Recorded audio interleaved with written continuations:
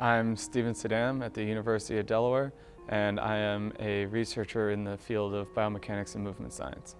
I'm from St. Louis, Missouri, and I was working as an engineer for 5 years, and I realized that I'd be building widgets for the rest of my life and not really making an impact. So I decided to go back to grad school. I looked into making my hobby my occupation. I'm a big fitness advocate, and combining fitness and engineering, found biomechanics, and Delaware was one of the leading schools in the field.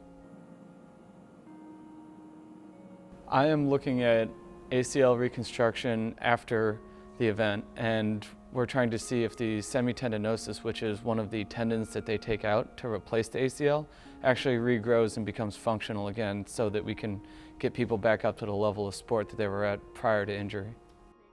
Leaving industry after having 5 years experience and starting your career, it's tough. You have to really make the change. There's obviously the financial impact. There's the kind of putting your life on hold for 5 years, because going into a PhD program, it could be anywhere from 3 to 8 years, depending on what you're doing. So it was a tough decision, but I knew it was a life decision I wanted to make. A researcher in biomechanics and movement science basically takes the mechanical principles that I learned in mechanical engineering and applies them to the body. So we can do anything from prosthetics to athletic performance to injury rehabilitation. Here's the tendon, here's the difference between the two muscles.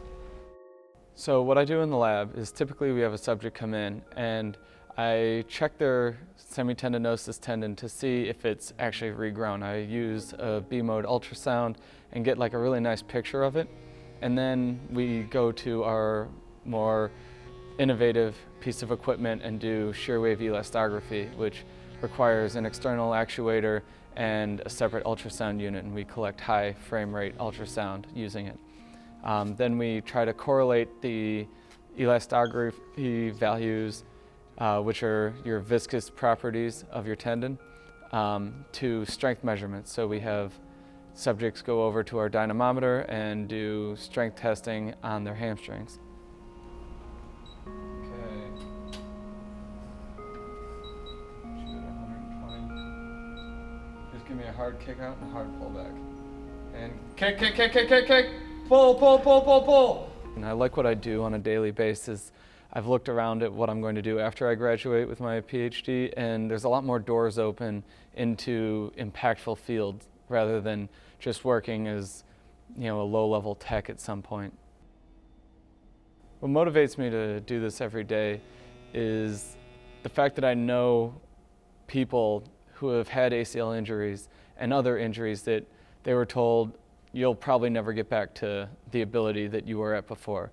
They're told, we don't really know what's causing this or why you're not able to do things. And being able to maybe answer one of those hundreds of tough questions of why can't I return to sport the way I was before, being able to answer those questions is what keeps me doing the research.